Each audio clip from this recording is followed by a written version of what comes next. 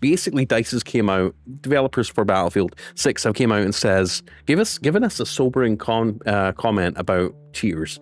Basically, they said Battlefield 6, they admit they'll never win against cheaters, despite this new anti-cheat system, and we're going to be talking about it in this video. Please like, subscribe, click the bell icon, check the links down below in the video description, and let's see what DICE developers and Battlefield developers have basically said regarding cheating in the new Battlefield 6.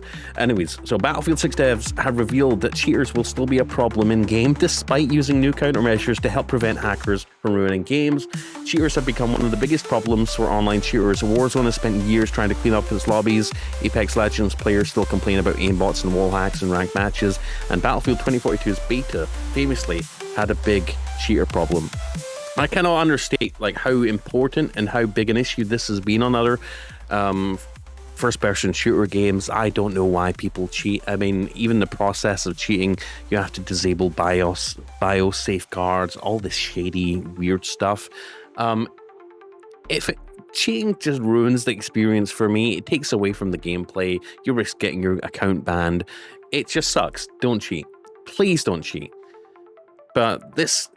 I mean, before the release of Battlefield 6, this is kind of not what we want to hear. We want to hear optimism from the devs. We want to hear them say, listen, guys, we're going to do our best to make sure there aren't cheaters. We don't want them to come out and be defeated like this and say, cheating's still going to be an issue. Even with this new anti-cheat system, we cannot beat them. Come on. EA, DICE, get your devs in line.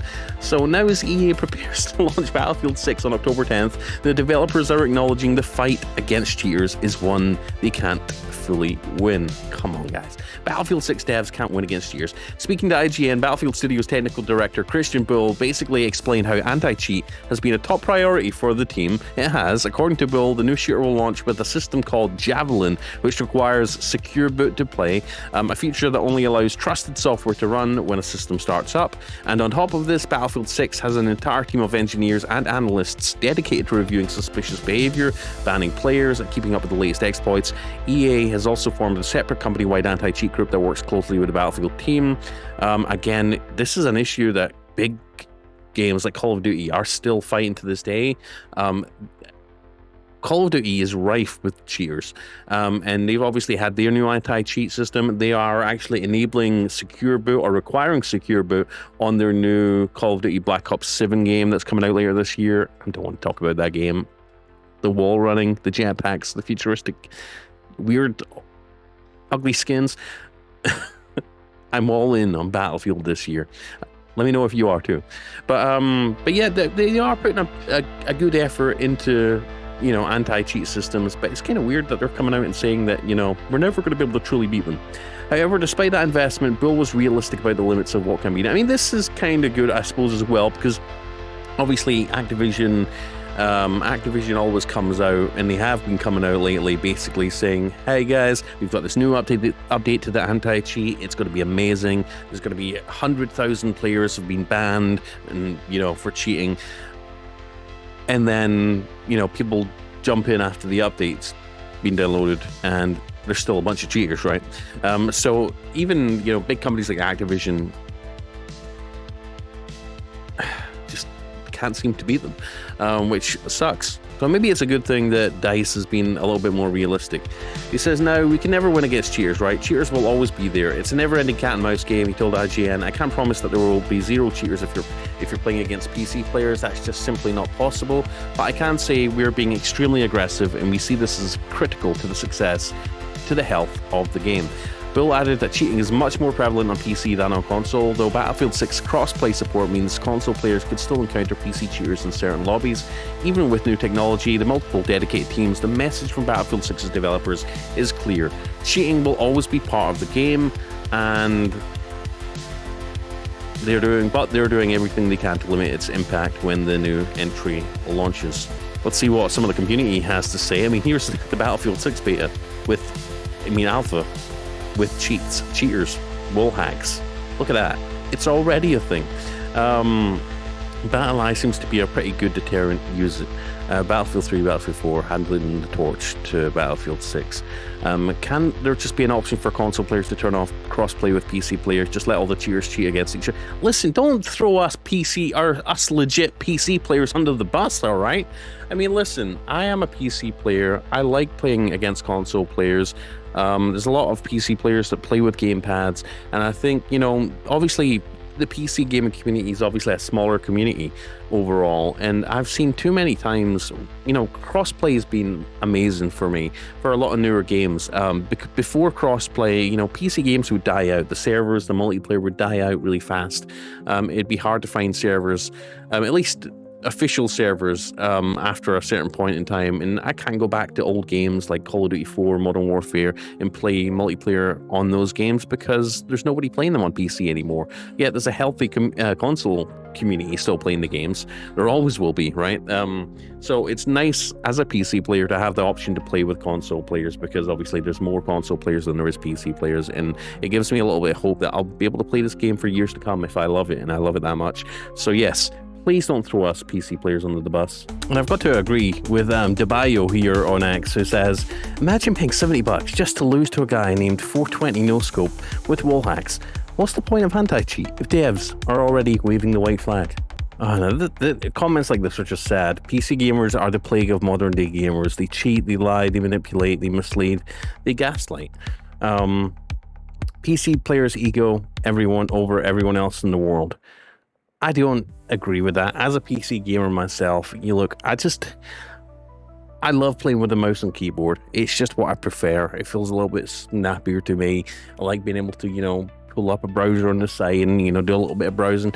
It's nice, you know. It's not for everyone. I get that console gaming is awesome too, but you know, just because there's some weirdo, lame people that want to jump through 50 hooks, download Trojan horses and viruses and stuff in the hopes that it'll work for, you know, some game hacks. You know, such a small minority of people. I think it's overblown a little bit in terms of like how many people use hacks. First of all, a lot of the hacks that are available now are, you know, they cost money, they cost subscriptions, and they are a massive pain in the butt to install. There was one game I tried to install a hack on recently. Not recently, sorry, my bad. It was like a few years ago. I was like, you know what, there's this one game. Let me see, you know, I'm getting really peeved off with hackers. Let me go down a rabbit hole and see what, you know, how hard it is to get hacks. And it was pretty hard. And it was a lot of steps that I was like, yeah, I'm not doing that. I'm not disabling secure boot on my PC. I'm not disabling this option in the BIOS. I'm not disabling all the Windows security features. Who would do all that? People do it, but I don't think it's a majority of people. But there are the weirdos that do. Now, one thing I think Battlefield should seriously consider doing, and that is adding a kill cam. I know it's not very Battlefield, honestly, but when it comes to hacking and cheating, when you get killed by somebody, being able to see it from their perspective, you know, how they killed you, because a lot of times I'm killed in Battlefield 6, the beta, obviously. You know, I was like, how did I get killed there? I was behind a wall. You know, they shot me through the wall. It feels like I was killed by a hacker. I know I was probably tagged by somebody or something, right? But sometimes you're killed by, you know, in questionable ways, and it would be so nice to be able to watch a replay of the person killing you, and obviously the ability to basically report that person.